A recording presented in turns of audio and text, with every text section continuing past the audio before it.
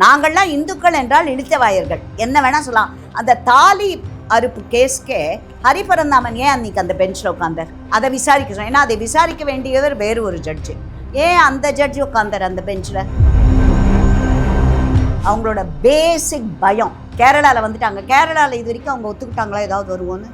South இந்தியாவே வர முடியாது அப்படின்லாம் பேசினவங்க பக்கத்தில் வந்துட்டோம். அடுத்த வாஞ்சிநாதன் அப்படின்லாம் பேசுறீங்கன்னா எங்களுக்கு கோபம் வரும். அடுத்த பெரியாரா வச்சுக்கோங்க, நோ கொஸ்டின்ஸ் ஆஸ்ட். எங்களை பொறுத்த வரைக்கும் அது ஒரு ஆனர் இல்லை.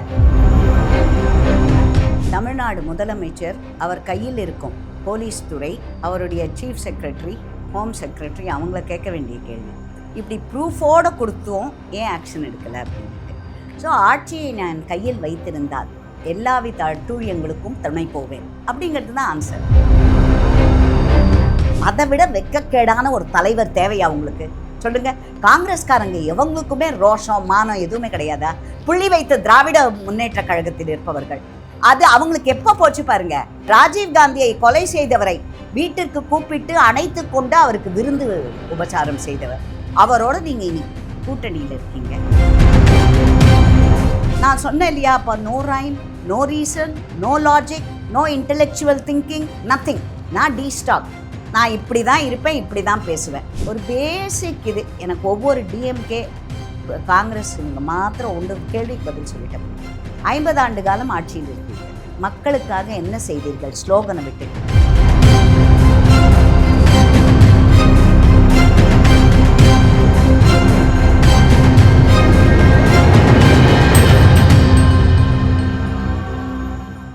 ஹாப்பியா, ஹெல்தியா, ஜாலியா ஒரு லைஃப்.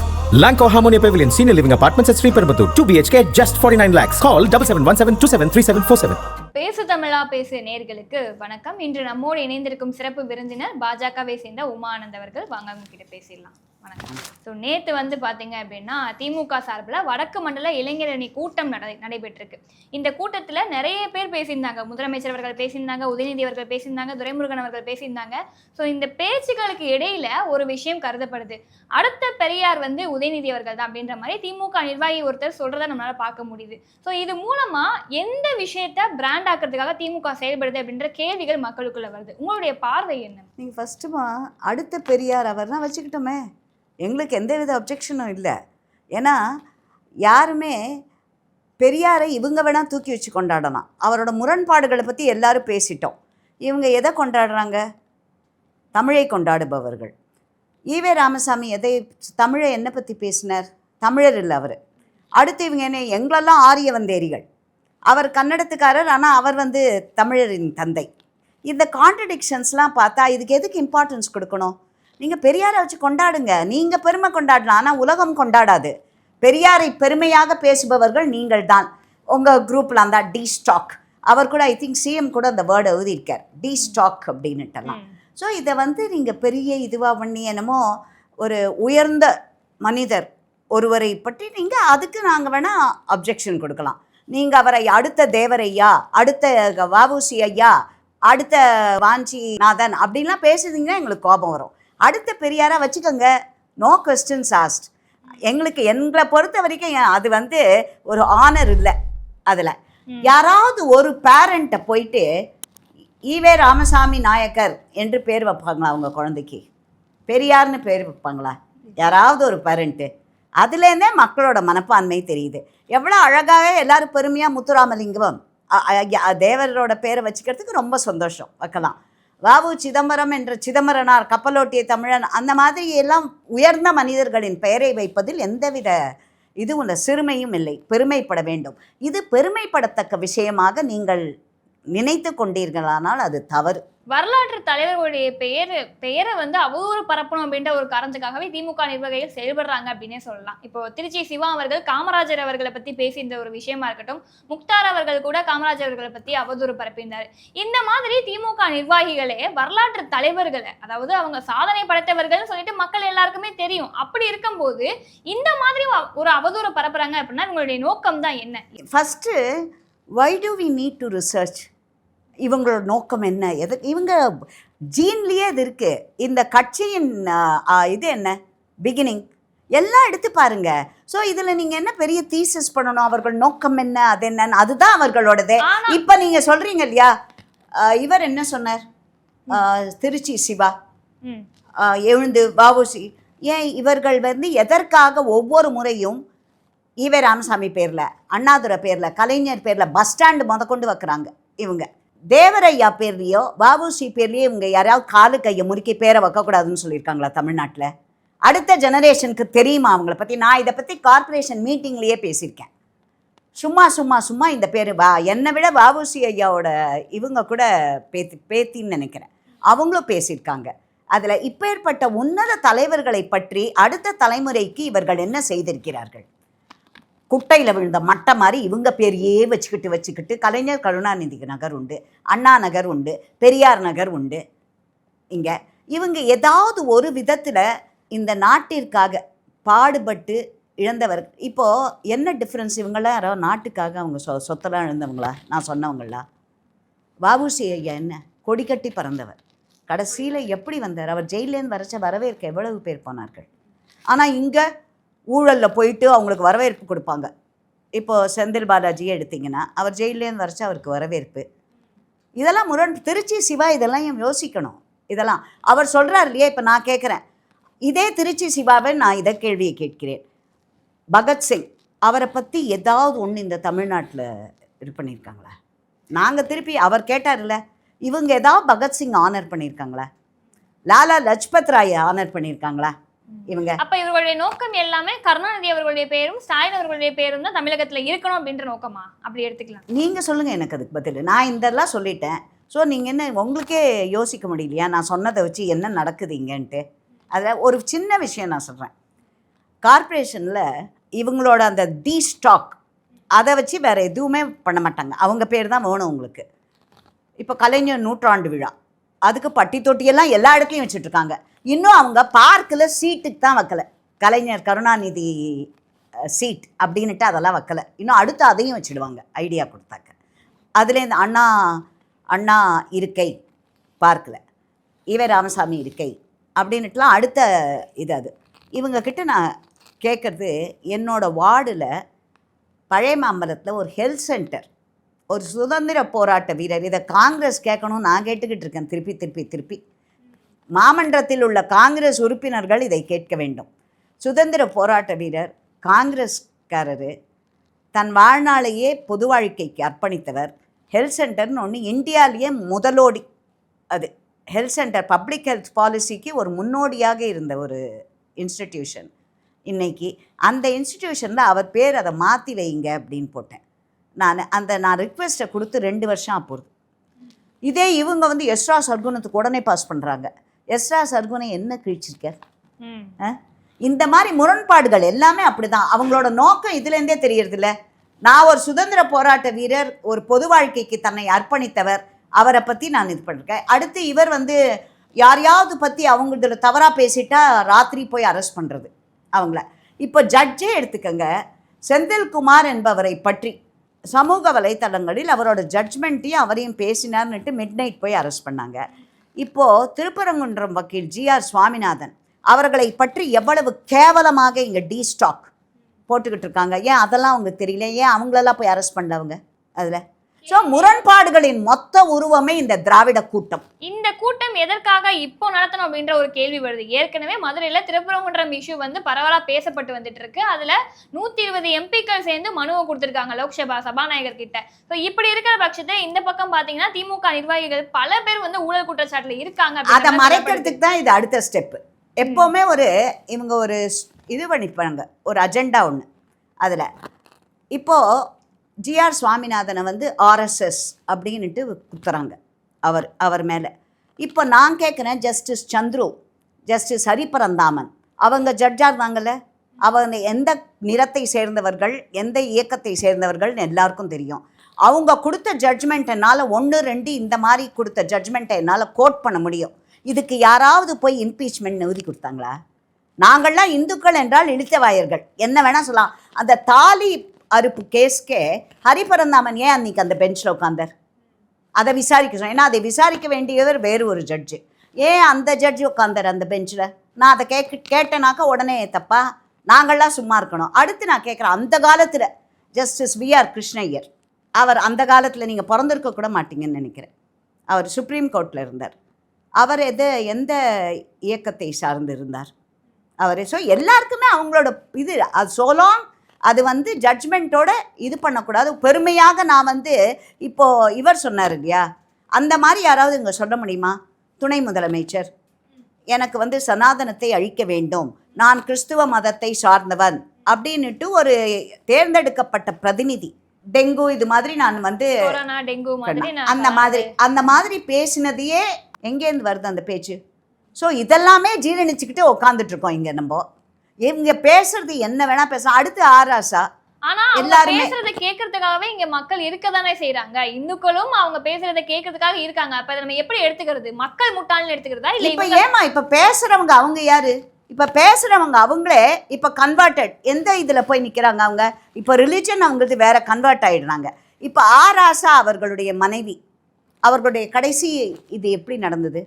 அவரு சொல்லுங்க, அவர் எந்த இதில் நின்னார்? நீலகிரியில் ரிசர்வ்டில் நின்னார்.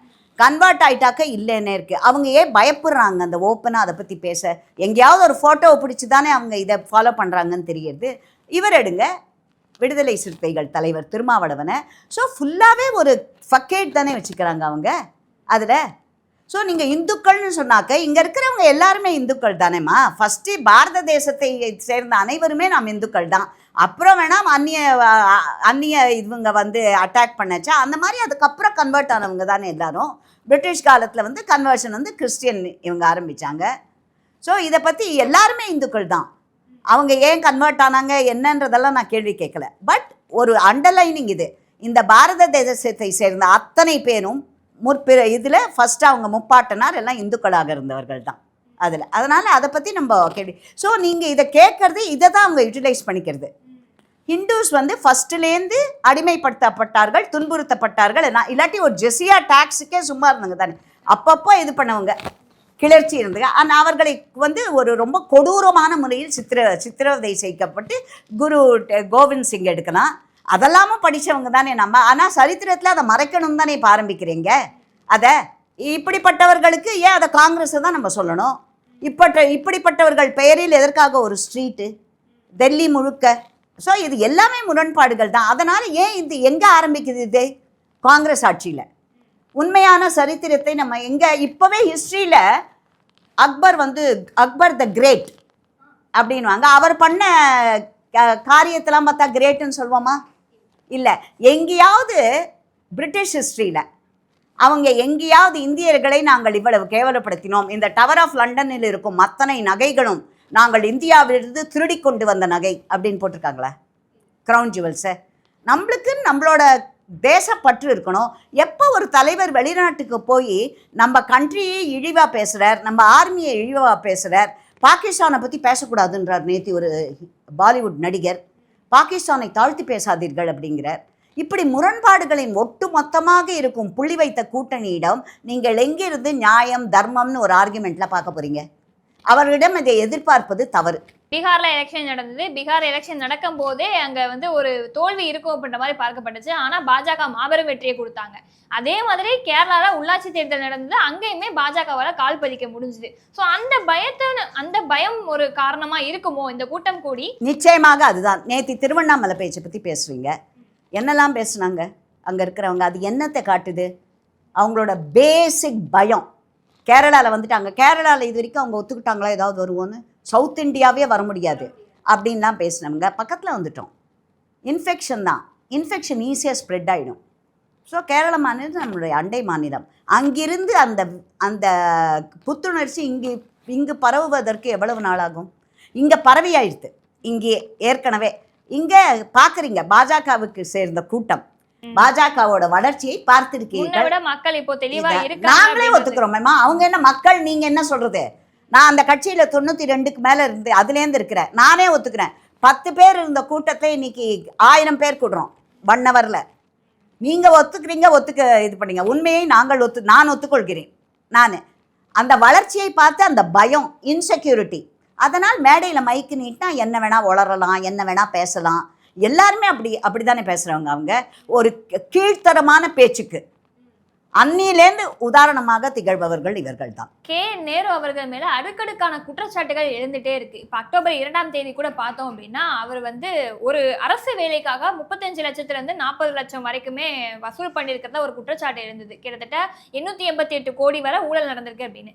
இப்போ டிசம்பர் 3ஆம் தேதி கூட ஒரு ஊழல் குற்றச்சாட்டு அவர் மேல எழுந்திருக்கு. ஸோ இந்த குற்றச்சாட்டுகள் அடுக்கடுக்கா வரும்போது கூட ஒரு எஃப்ஐஆர் கூட பதிவு பண்ணல. ஏன் அப்படின்ற காரணத்தை அண்ணாமலை அவர்கள் கேட்கிறாரு. ஏன்னா அவ்வளோ ஆதாரங்கள் அமலாக்கத்துறை கொடுத்துருக்காங்க, வாட்ஸ்அப் சாட்ல இருந்து எல்லாமே கொடுத்துருக்காங்க. இது என்ன காரணம்? ஏன் ஆக்ஷன் எடுக்காம இருக்காங்க? எதை மறைக்கிறதுக்கு ட்ரை பண்றாங்க? நீங்கள் ஃபஸ்ட்டு இதை கேட்குறது ராங் பர்சன். இதை கேட்க வேண்டியது தமிழ்நாடு முதலமைச்சர், அவர் கையில் இருக்கும் போலீஸ் துறை, அவருடைய சீஃப் செக்ரட்டரி, ஹோம் செக்ரட்டரி, அவங்கள கேட்க வேண்டிய கேள்வி. இப்படி ப்ரூஃபோடு கொடுத்தும் ஏன் ஆக்ஷன் எடுக்கலை அப்படின்ட்டு. ஸோ ஆட்சியை நான் கையில் வைத்திருந்தால் எல்லாவித அட்டூழியங்களுக்கும் துணை போவேன் அப்படிங்கிறது தான் ஆன்சர். நீங்கள் சொல்லி எதனால் அப்படின்னா இதுதான். இப்போது ஊழல் குற்றச்சாட்டு இது நேரு மேலே அப்போவே எங்களுடைய தலைவர் அண்ணாமலை அவர்கள் அப்போவே அந்த வேலையை இதுக்காக, ஏன்னா டைரெக்டாக அப்படியே இது பண்ணாங்க. நான் அந்த ஃபங்க்ஷனுக்கு போயிருந்தேன் ஆக்சுவலி. அவங்க இந்த மாதிரி வேலை இது கொடுக்குறாங்க. அதே மாதிரி இவங்க அங்கேருந்து வேலை செய்பவர்களுக்கு அந்த வண்டி ஒன்று, அதுவும் அவர்களை தொழிலதிபர்களாக தொழில் முனைவர்களாக ஆக்கும் ஒரு நிகழ்ச்சின்னு எக்மூரில் பண்ணாங்க. அதுக்கும் நான் போயிருந்தேன். அதுலேயும் ஒரு ஸ்கேண்டல். ஸோ ஒன்று நீங்கள் டிஃப்ரென்ஸுன்றதுக்கு பாருங்கள். தொடர்ந்து குற்றச்சாட்டுகளுக்கு ஆளானவர்கள் இந்த அமைச்சரவையில் நிறைய இருக்குது. அண்ட் இவங்களுக்காகவே எம்பி எம்எல்ஏ அவர்கள் மேலுள்ள ஊழல் குற்றச்சாட்டை விசாரிக்கன்னு ஒரு தனி நீதிமன்றமே இங்கே இருக்குது. ஸோ இதெல்லாம் எதை குறிப்பது? தமிழ்நாட்டு அரசியல் தரம் தாழ்ந்த நிலையில் இருக்கிறது அப்படிங்கிறதுக்கு இது ஒரு முன்னுதாரணம். இப்போ இதோட ஒரு சின்ன விஷயம், இம்பீச்மெண்ட்டுக்கு போய் ஜிஆர்எஸ்க்கு கொடுக்குறாங்க அவங்க இவ்வளவு பேரும் சேர்ந்து. இதே கம்பேர் பண்ண இந்த ஊழல் குற்றச்சாட்டு இங்கிருப்பது 3வது முறையாக பதவியேற்றிருக்கும் எங்கள் பிரதமர் நரேந்திர மோடிஜி அவர்கள். இதுவரைக்கும் இந்த 15 ஆண்டுகள் இவ்வளவு நாள் ஆட்சியில் ஏதாவது ஒரு ஊழல் குற்றச்சாட்டு உங்களால் சொல்ல இருந்தால் தான் இவங்க சும்மா விட்டுருவாங்களா சொல்லுங்கள்? எங்கே கிடைக்கும் ஒரு ப்ரூஃபே இல்லாமல், ஆதாரமே இல்லாமல், சும்மா வாய்க்கு வந்தபடி பார்லிமெண்ட்டில் கேட்டுட்டு ஓடி போய்டுறது அங்கேருந்து. இப்போ ஓட் ஷோர் ஒரு எக்ஸாம்பிள் எடுத்துக்கோங்க. ஓட் ஷோரை பற்றி அந்த காங்கிரஸ் பட்டத்து இளவரசர் பேசினார். அதில் பேசிட்டு எங்களுடைய மாண்புமிகு உள்துறை அமைச்சர் அமித்ஷா அவர்கள் எழுந்து பதில் சொன்னார். ஃபஸ்ட்டு அவர் என்ன சொன்னார்? ஓட் ஷோருக்கு இவங்க தான் ஃபஸ்ட்டு பிள்ளையார் சுழி போட்டதே. அந்த காலத்தில் 2 ஓட்டு வாங்கின நேருவை ஆக்கிட்டு பெரும்பான்மை ஓட்டுகள் வாழ்ந்த சர்தார் பட்டேல் அவர்கள் எங்கே ஆரம்பிக்குது? அதை கேட்ட உடனே ஓடி போயிட்டாங்க எங்கேருந்து. அதுக்கு என்ன சொன்னாங்க? இவங்க எதற்காக அதை பேசுகிறீர்கள் இப்பொழுது? ஸோ இவங்க எதை பேசணுன்றாங்களோ அதை தான் நாங்கள் பேசணுமா? இவங்க சொல்கிற குற்றச்சாட்டுக்கு நீங்கள் இப்படி பண்ணியிருக்கீங்கன்னு சொல்கிறோம். நாங்கள் அதுக்கு பதில் சொல்லணும்ல. இந்த மாதிரி ஊழல் இது வரைக்கும் எங்கள் நரேந்திர மோடிஜி அவர்கள் ஆட்சியில் ஒரு ஊழல் குற்றச்சாட்டையும் சொல்ல முடியாதவர்கள் அதில். ஆனால் அந்நிய தேசத்தில் போய் நம் நாட்டை ரொம்ப கேவலமாக பேசுவார் ராகுல் காந்தி. நமது ஆர்ம்டு ஃபோர்ஸஸை கேவலமாக பேசுவார். அதை விட வெட்கக்கேடான ஒரு தலைவர் தேவையா உங்களுக்கு? சொல்லுங்கள். காங்கிரஸ்காரங்க எவங்களுக்குமே ரோஷம் மானம் எதுவுமே கிடையாதா? புள்ளி வைத்த திராவிட முன்னேற்ற கழகத்தில் இருப்பவர்கள் அது அவங்களுக்கு எப்போ போச்சு பாருங்க. ராஜீவ் காந்தியை கொலை செய்தவரை வீட்டிற்கு கூப்பிட்டு அணைத்து கொண்டு அவருக்கு விருந்து உபச்சாரம் செய்தவர். அவரோட நீங்கள் இனி கூட்டணியில் இருக்கீங்க. அதை விட யாராவது இப்படி இருப்பாங்களா சொல்லுங்க?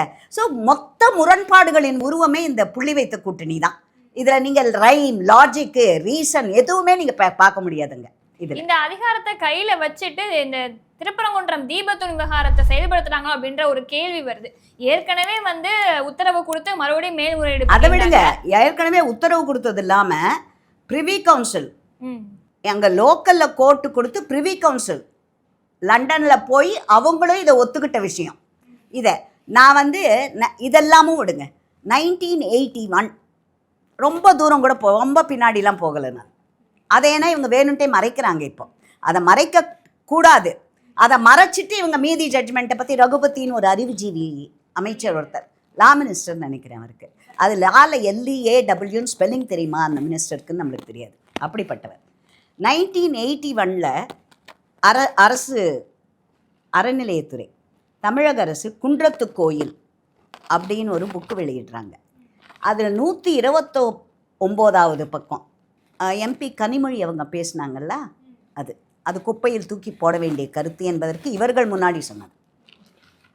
இதில் வந்து 129 பக்கத்தில் அந்த தீபம் ஏற்றுற கல்லை பற்றி எல்லாம் பேசிட்டு, நாயக்கர்களால் ஸ்தாபிக்கப்பட்டது அப்படின்னு பேசிட்டு, அந்த தீபத்தூணில் வழக்கேற்றினால் என்னென்ன பலன் கிடைக்கும் அப்படின்ட்டு நாங்கள் போடலை, தமிழக அரசு போட்டிருக்கு இதை. இப்போ அவங்க என்ன சொல்ல வராங்க, அது என்ன எடைக்கல்ல, இன்னும் எடக்கல்னு அதை சொல்லலை, நில அளவைக்கல். இன்னும் அடுத்த வாட்டி ஒரு வேளை எடக்கல், அது தராசில் வைக்கிற எடக்கல் அப்படின்னு விடுவாங்களோ நம்ம அவங்க. ஏன்னா எதை வேணா பேசலாம்னு நினச்சிட்டு இருக்கிறவங்க இவங்க. அதனால் இப்போ வந்து கோர்ட்டாவது அந்த மாதிரி தான் நடந்துக்கிட்டு இருக்காங்க அவங்க. இவங்களுக்கு சாதகமாக வந்தால் ஒன்றுமே, அந்த செந்தில்குமார் அவர் வந்து இந்த கரூர் நெரிசலை இது பண்ணப்போ he went beyond his thing. அவரை பற்றி நடிகர் விஜயை பற்றி வேறு மாதிரியெல்லாம் பேசினார் அவர். அதை பற்றி கமெண்ட் அடித்தவங்களை நடுராத்திரி போய் அரசு செய்து இந்த அரசு ஜெயிலில் போட்டாங்க இவங்களை. இப்போ இதே அரசு ஏன் ஜிஆர் சுவாமிநாதன் அவமானப்படுத்தப்படும்போது ஏன் சும்மா இருக்கிறார்கள்? வலைதளங்களை அவர் எவ்வளவு கேவலமாக போட்டுக்கிட்டு இருக்காங்க அதில். அது தப்புலையா? அப்போ அதுதான் செந்தில்குமார் நீதிபதி. அப்போ ஜிஆர் சுவாமிநாதன் என்ன, அவர் பிராமணர் என்பதால் அவர் இப்படி நடத்தப்பட வேண்டுமா? இவங்க தான் பண்ணுறது ஆப்வியஸாக எந்த வித, நான் சொன்னேன் இல்லையா, அப்போ no rhyme, no reason, no logic, no intellectual thinking, nothing. நான் டீஸ்டாக், நான் இப்படி தான் இருப்பேன், இப்படி தான் பேசுவேன். நீங்கள் சொல்கிறீங்க இல்லையா கூட்டம் வருது பேசுகிறாங்கன்னு, அதை 200 ரூபாய் உட்பீஸ்ன்ற நான். ஏன்னா நேற்று நீங்கள் திருவண்ணாமலை இது சொன்னதில் யாரோ போட்டிருக்காங்க, அது எவ்வளோ தூரம் உண்மைன்னு தெரியாதானா, ஸ்கூல் பசங்களை கொண்டு வந்து உக்காத்தி வச்சுருக்காங்க அப்படிங்கிறாங்க இதில். அடுத்தது கார்ப்பரேஷன் வந்து குப்பை இதுலேயே சாப்பாடு அனுப்பினவங்க இவங்க. இதெல்லாம் என்ன வருது? இதுக்கு ஏதாவது ஒரு விதத்தில் டிஃபெண்ட் பண்ணுவாங்களா அவங்க?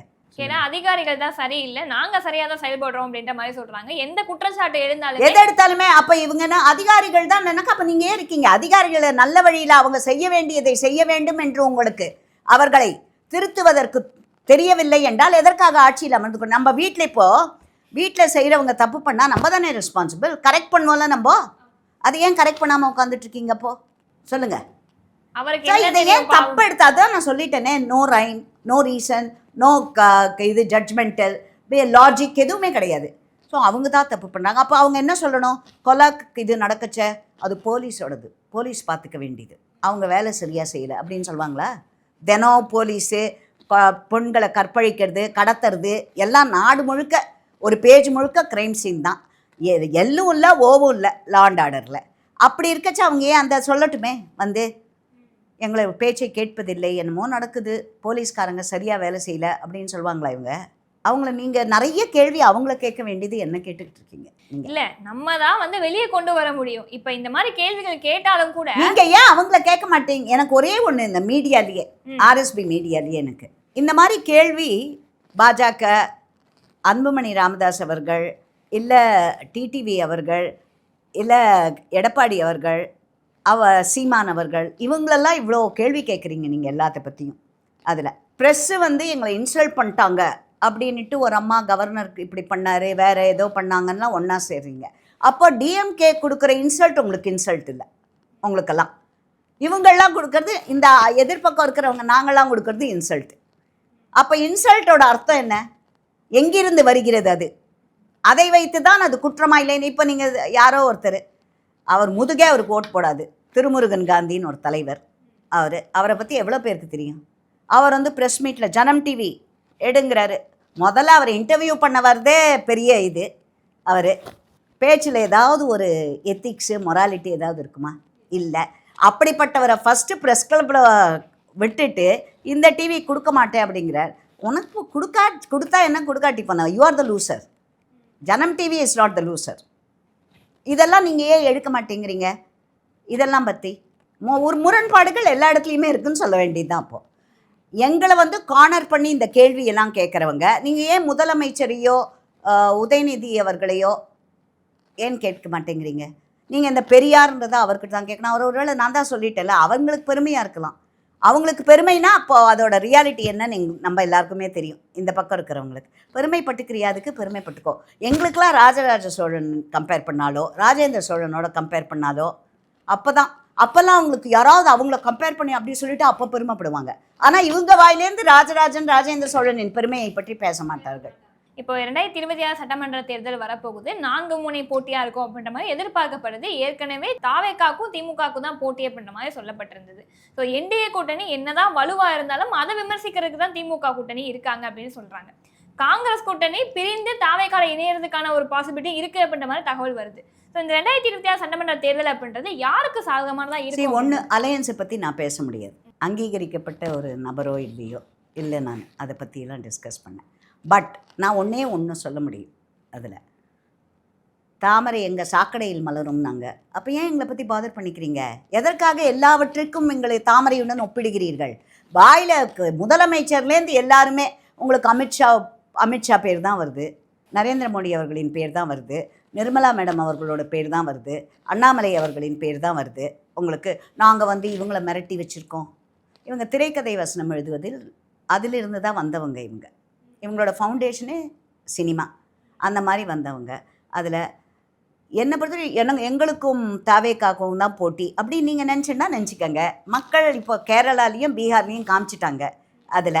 ஸோ அதுக்கப்புறம் நாங்கள் தம்பட்டம் அடிக்கிற நீங்கள் இந்திய வரைபடத்தை எடுத்தால் அதில் அடுத்து ஒரு அம்மா என்ன கேட்குறாங்க, பார்லிமெண்ட்டில் வந்து கலைஞர் அவர்களுக்கு பாரத ரத்னா கொடுக்க வேண்டும் அப்படிங்கிறாங்க. பாரதன்ற பேரையே ஒத்துக்க மாட்டாங்க இவங்க. ஒன்றிய ரத்னா கொடுக்க வேண்டும் என்று கேட்க வேண்டியதானே. இப்போ அதில் ஒன்றிய அரசு இருக்கலாம், ஒன்றிய அரசுன்னு வாங்க, பாரதம்ன்ற பேரே வராது எங்களுக்கு வாயிலேருந்து அதில். ஸோ அடுத்து என்ன பண்ணுவாங்க, ஒருவேளை அதை பேரை மாற்றினுவாங்கன்னு நினைக்கிறேன் அதில். ஸோ இப்படிப்பட்டவர்களிடம் நீங்கள் பயம். இவங்களால் நான் இன்னைக்கு எழுதி கொடுக்குறேன், திராவிட் டி ஸ்டாக் அண்ட் புள்ளி வைத்த இண்டி கூட்டணி அவர்களால் அமித்ஷா என்ற பெயரை உச்சரிக்காமல், நரேந்திர மோடி என்ற பெயரை உச்சரிக்காமல், நிர்மலா சீதாராமன் என்கிற பெயரை உச்சரிக்காமல், நிதின் கட்கரி என்ற பெயரை உச்சரிக்காமல், நம்முடைய இவர் ராஜ்நாத் சிங், யோகிஜி, இங்கே அண்ணாமலைஜி, இங்கு நைனாஜி, இந்த மாதிரி BJP Tamilisai madam, Vanathi madam, இப்படியெல்லாம் அவங்களெல்லாம் பற்றி ரொம்ப பேச மாட்டாங்க இவங்க. அண்ணாமலையோட தமிழ்நாட்டில் இது பண்ணிப்பாங்க. இவங்க பேரெல்லாம் ஒரு வாட்டி கூட ஒரு ஸ்பீச்சில் பேசாமல் அவங்களால பேச முடியுமா? ஃபஸ்ட்டு முடியல. அப்புறம் ஏன் நாங்கள் உங்களை பற்றியே பேசுறதில்ல. நீங்கள் தப்பு செய்கிறீங்க, ஊழல் செய்கிறீங்க, அதை பற்றி தான் நாங்கள் கேட்குறோம். வாட்ஸ்அப் சேட்லேருந்து நேரு அவர்களோட இது வந்திருக்கு. எங்களுடைய தலைவர் அண்ணாமலை சொன்ன மாதிரி 2 பக்கமாக இருக்குது, அதை மூடி மறைக்கிறாங்க. ஒன்று அந்த நான் சொன்னேன் இல்லையா, வேலைவாய்ப்பு, அதில் எம்ப்ளாய்மெண்ட் எக்ஸ்சேஞ்ச் மூலமாக போல இருக்குது, டைரக்ட் ரெக்ரூட்மெண்ட்னு பண்ணியிருக்காங்க. அதில் ஒருத்தருக்கு இவ்வளவுன்னு என்று அவங்களோட வாட்ஸ்அப் சேட்டிலேயே இருக்கும், ப்ரூஃப் இருக்குது. அடுத்து ஒப்பந்ததாரர், அந்த லாரிலாம் போகிறது இல்லையா, மெட்ரோ, வாட்டர், சுவேஜ் எல்லாம், அதில் அந்த மாதிரி அதில் ஒரு ஊழல் தனியாக. இதெல்லாம் நம்ம மலைப்பு. ஏன்னா இவங்கள வேணால் அதில் சாதனையாளர்கள்னு டி ஸ்டாக்கை சொல்லிக்கலாம். ஊழல் செய்வதில் சாதனையாளர்கள் இவர்கள். அதுக்கு தான் யாரோ ஒரு அம்மா எனக்கு கேட்டது கூட பண்ணாங்க, அவரை பாரத ரத்னா எதுக்கு, இவங்க வேலை செஞ்ச ஊழலெல்லாம் பற்றி பேசிட்டு அந்த மாதிரி கூட அவார்டு கொடுக்கலாமே, அதுக்கு இவங்க தான் குவாலிஃபை ஆவாங்க. அதுக்கெல்லாம் நாங்கள் கிட்டே போக முடியாது. நாங்கள் அந்த பக்கம்லாம் நாங்கள் totally we are unfit for that. அந்த மாதிரி ஒரு கரப்ஷனுக்கு அவார்ட் கொடுக்குறாங்கன்னா நாங்கள்லாம் நாட் எலிஜிபிள், எங்களுடைய கட்சி நாட் எலிஜிபிள். அண்ட் நாங்கள் we don't even waste our time on that. எங்களுக்கு ஏன்னா அதுக்கும் நாங்கள் நல்லாட்சி தரணும், டெவலப்மெண்ட் தரணும், ஒரு பேசிக் இது. எனக்கு ஒவ்வொரு டிஎம்கே காங்கிரஸ் இவங்க மாத்திரம் ஒன்று கேள்விக்கு பதில் சொல்லிட்ட போது, எனக்கு 50 ஆண்டு காலம் ஆட்சியில் இருந்தீர்கள், மக்களுக்காக என்ன செய்தீர்கள்? ஸ்லோகனை விட்டுட்டு கரிபி ஹட்டாவ் அதெல்லாம் விடுங்க. ஃபஸ்ட்டு பெண்களுக்கு, ஒரு கிராமப்புற பெண்களுக்கு கழிப்பறை வசதி, அதை செய்து கொடுக்க வேண்டும் என்று உங்களுக்கு தோன்றியதா? அடுத்தது, ஒவ்வொரு குடிமகனுக்கும் ஒரு பேங்க் அக்கௌண்ட். டைரெக்டாக நிவாரணத்தை நீங்கள் பேங்க் அக்கௌண்ட்டுக்கு எவ்வளோ ஈஸியாக போகிறது. முன்னாடி மாதிரி தாசில்தார், ஆர்ஐ, தாலுக்கா ஆஃபீஸ்னு சுற்றுற வச்சுருக்கோமா நாங்கள்? அதில் இவங்களை கேட்டால் 25 ரூபான்னு டி ஸ்டாக். அவங்களால வலைதளத்தில் இதெல்லாம் தான் பேச முடியும். நீங்கள் சொல்கிறீங்க இல்லையா கும்பல் வருகிறதே அப்படின்ட்டு, அதில் ஒரு இங்கிலீஷ் சேயிங் இருக்குது, you can fool some people sometime. You can fool some people all the time. You cannot fool all the people all the all time. The time. இதை தான் மனசில் வச்சுக்கணும் அவங்க இதில். ஸோ இதுலேருந்து இன்னொன்று எனக்கு முந்தானேத்தி நான் ஒரு நிகழ்ச்சிக்கு போயிருந்தேன். ஆர்கே சுவாமின்னு அட்வர்டைஸிங் அவரோட சென்டினரி லெக்சர். அதில் வந்து அமிதாப் காந்த் ரிட்டையர்டு அந்த கேரளா கேடர் ஆஃபீஸர், அவர் தான் கெஸ்ட் ஸ்பீக்கர். அவர் சொன்னது எனக்கு மலைப்பாக இருந்தது ஒரு 3 விஷயம். ஒன்று, இந்த பேங்க் அக்கவுண்ட் பெண்களுக்கு அது நினைத்து பார்க்க முடியாத அளவிற்கு காங்கிரஸ் ஆட்சியில் எவ்வளவு பெண்களுக்கு வங்கி கணக்கு இருந்தது, இப்பொழுது எவ்வளவு பேருக்கு இருக்கிறது அப்படின்னுட்டு. 2வது, கொரோனா அந்த வேக்சின், இந்தியா தான் ஃபுல் ஆன்லைன் டிஜிட்டலில் இருந்தது, அமெரிக்காவில் கூட கிடையாது அது. இதெல்லாம் என்ன, நாங்கள் காலர் விட்டு எவ்வளவு பெருமையாக பேசிக்கலாம் இதெல்லாம் பற்றி. கழிப்பறை கட்டி கொடுத்துருக்கிறோம், ஜல்ஜீவன் ப்ராஜெக்டுக்கு நான் மோடியோட நல்லாட்சியை பற்றி பேச வேண்டும் என்றால் அதற்கு ஒரு 2 நாள் கூட பேசினா கூட முடியாது அவரோடது. நான் கேட்குறேன், ஏன் இவங்க அதை விட மாட்டேங்கிறாங்க? இங்கே ஸ்டிக்கர் போட்டு இப்போ ஒரு ஆயுஷ்மான் பாரத்னு இருக்குது மோடிஜி அவர்களோடது, சீனியர் சிட்டிசனுக்கு 70 வயதுக்கு மேலானவர்கள். நானே என்னோடய வார்டில் 2500 பேருக்கு பண்ணி கொடுத்தேன். எந்த ஹாஸ்பிட்டல் அதை அக்செப்ட் பண்ணுறாங்க? இங்கே மீதி எல்லா இடத்தையும் அக்செப்ட் பண்ணுறாங்க, ஏன் இங்கே அக்செப்ட் பண்ணல? உங்களுக்கு கலைஞர் காப்பீடு ஸ்டிக்கர் தேவையாக இருக்கிறது, அதனால் அதை ஆனர் பண்ண மாட்டேங்கிறீங்க. எல்லா ரேஷனில் யார் கொடுக்குறாங்க? Ration supply. நீங்கள் நியாயமாக இருந்தாக்க என்ன பண்ணணும்? ஃபோட்டோ அங்கே மோடிஜியோட ஃபோட்டோ இருக்கணும் ரேஷன் ஷாப்பில். அவங்கக்கிட்டேருந்து தான் வருது உங்களுக்கு ஃபண்டு, எல்லாத்துக்கும் வருது சென்ட்ரல் கவர்மெண்ட்லேருந்து. அதை ஸ்டிக்கரை போட்டு நீங்கன்னுட்டு மக்களுக்கு இலவசம் என்ற பெயரில் ஊழல். இதை எங்கேருந்து இது பண்ண முடியும்? இப்போ ஒரு சின்ன உதாரணம் நான் ட்ரை பண்ணிகிட்ருக்கேன். ஆதரவற்ற பெண்களுக்கு பென்ஷன் சீனியர்ஸ் அது இருக்குது. அதில் ஒரு கண்டிஷன், பிள்ளை இருந்தால் பொண்ணு, ஃபஸ்ட்டு பிள்ளை இருந்தால் கொடுக்க மாட்டோம் அப்படின்னாங்க, பொண்ணு இருந்தால் கொடுக்க மாட்டோம். இப்போ பிள்ளை பொண்ணு யார் இருந்தாலும் கொடுக்க மாட்டோங்கிறாங்க அந்த 1000 ரூபாய். என்னோடய ஆஃபீஸுக்கு வந்து ஒரு 10 பேரை ஒதுக்கி கொடுத்துருக்காங்க. ஒரு பேரண்ட் வந்து ஒய்ஃப் இறந்துட்டாங்க, அப்பா தான் இருக்கார், மூளை வளர்ச்சி இல்லாத குழந்தை, அந்த குழந்தையோட இது. இந்த மாதிரி ஒரு 10 பேர், ஒரு லேடி வராங்க, ஹஸ்பண்டும் நானும். ஹஸ்பண்டு ரிட்டையர்டு, அவருக்கு பென்ஷன் வசதி கிடையாது, பிள்ளையோடு இருக்கேன் நான், எனக்கு அந்த பென்ஷன் உதவி தேவை அப்படிங்கிறார், மருந்து செலவுக்காகும் அப்படின்னுட்டு. அதுக்கு பிள்ளை இருந்தாக்கா கொடுக்க மாட்டோம். அதுக்கு ஒரு அம்மா கேம்பில் சொல்கிறாங்க, பிள்ளைக்கு லீகல் நோட்டீஸ் கொடுங்க, பிள்ளை நல்லா தான் பார்த்துட்ருக்க, அவருக்கும் சம்பளம், அவரோட குடும்பம்னு இருக்குது. அதில் நீங்கள் என்ன பண்ணணும்? உண்மையாக இருந்தால் இந்த திட்டம் அவங்கள வீட்டில் போய் ஒரு ஆஃபீஸரை பார்த்து அவர்களுடைய நிலைமையை பற்றி, அவங்க என்னமோ தாசில்தார்கிட்ட வாங்குகிறாங்க சேலரி சர்டிஃபிகேட்டெல்லாம். அதனால் நீங்கள் வந்து ஒரு ஓட் பேங்க் பாலிட்டிக்ஸாக அதை மாற்றுறீங்க, வர பணத்தை டைவர்ட் பண்ணி விட்றீங்க. இந்த மாதிரி உங்களோட ஓட்டு வாங்கணும்னு ஒரு ஓட் பேங்க் பாலிட்டிக்ஸ்க்காக, சீப் பாலிட்டிக்ஸ், அதுக்காக அந்த வர நிதியெல்லாம் மடமாற்றேன். வாட் இஸ் இது அவர் இதெல்லாம் அமிதாப் காந்த், நான் அவங்கக்கிட்ட பர்மிஷன் வாங்கி அதை தமிழாக்கம் செய்து கொடுக்க வேண்டும். ஏன்னா அவர் வந்து சாதாரண இவர் இல்லை, இன்க்ரெடிபிள் இந்தியா கேரளாவில் இருக்கும்போது காட்ஸ் ஓன் கண்ட்ரின்னு வாங்க கேரளாவை, தெரியும் இல்லையா? அதை காயின் பண்ணவர் அவர் தான். கேரளாவில் டூரிசம் இதுவாக இருந்தார், கேரளா கேடர் ஐஏஎஸ் அவர், காட்ஸ் ஓன் கண்ட்ரின்னு காயின் பண்ணவர் அவர். அதே மாதிரி இன்க்ரெடிபிள் இந்தியா அதையும் காயின் பண்ணவர் இவர் தான். இதில் அப்பேற்பட்டவர் பேசியது உடனே அவரை காவின்னு, சங்கி அப்படின்ட்டு முத்திரை குத்தி சங்கியாக இருக்கலாம். சங்கியாக இருக்கிறதுல என்ன தப்பு? பெருமையாக சொல்லிக்கொள்ளலாம். ஏனென்றால் நாங்கள் இந்த தேசத்தை நேசிப்பவர்கள், தேசம்தான் ஃபஸ்ட்டு எங்களுக்கு. பாரத மாதாவையே சொல்ல மாட்டோன்றவங்களுக்கு உங்களுக்கு எங்கேருந்து தேசப்பற்று? வந்தே மாதரத்தையே மாற்றியவர்களுக்கு உங்களுக்கு எங்கிருந்து தேசப்பற்று வரும்? உங்களுக்கு எந்தவித ஒரு தகுதியும் கிடையாது. தேசத்தை பற்றியே இழிவாக பேசுகிற தலைவரை வச்சிட்ருக்கீங்க. வெளிநாட்டுகளுக்கு போய் நம்முடைய ஆர்ம்ட் ஃபோர்ஸஸை கேவலமாக பேசுகிறாரு, நம்ம நாட்டை கேவலமாக பேசுகிறாரு. அப்படிப்பட்டவரை கொண்டாடும் உங்களை பற்றி இதெல்லாம் நம்ம can we waste our time? இதெல்லாம் என்ன தெரியாத செய்கிற தப்பா? தெரிஞ்சே செய்கிற தப்பு. எப்போ உன்னுடைய தாய்நாட்டை நீங்கள் அசிங்கப்படுத்துகிறீர்களோ உங்களை பற்றி பேசுவதே அவமானம். நீங்கள் இந்திய குடிமகன் என்று சொல்வதற்கு உங்களுக்கு அது நீங்கள் வேணால் உங்களுக்கு வேணும்னு வச்சு சொல்லிக்கலாம். But truly what respect or what affection or what patriotism do you have? So அதனால் சங்கி என்றால் என்னை பொறுத்தவரை இந்த தேசத்தை நேசிப்பவர்கள். ரைட் விங்கர்ஸ்னு சொல்லிட்டு போங்க. எஸ், ரைட்டுனா என்ன, சரியான இதில். அதனால் எங்களுக்கு எந்தவித பாதிப்பும் இல்லை அதில். நீங்கள் என்ன வேணால் சொல்லிட்டு போங்க. நரேந்திர மோடிஜி அவர்களின் தலைமையில் பாரத தேசம் உயர்ந்த இடத்தை எட்டி இருக்கிறது. நீங்கள் சொல்ல வேண்டாத, ஃபாரின் ப்ரெஸ் எல்லாம் சொல்கிறாங்க.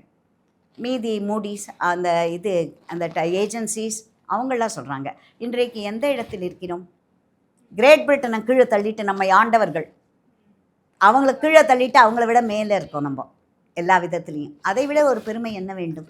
இவ்வளோ நேரம் ஒதுக்கி எங்களுடைய கேள்விகள் எல்லாத்துக்குமே தெளிவான விளக்கம் கொடுத்ததுக்கு ரொம்ப நன்றி. உலக தமிழ் சொந்தங்களுக்கு வணக்கம். நான் ராஜவேல் நாகராஜன். பேசு தமிழா பேசு வலையொலியுடைய வளர்ச்சிக்கு நீங்களும் உறுதுணையாக இருக்கணும்னு நினச்சிங்கன்னா இந்த வீடியோடைய டிஸ்கிரிப்ஷனில் இருக்கக்கூடிய ரேசர் பே லிங்கை கிளிக் பண்ணுங்கள்.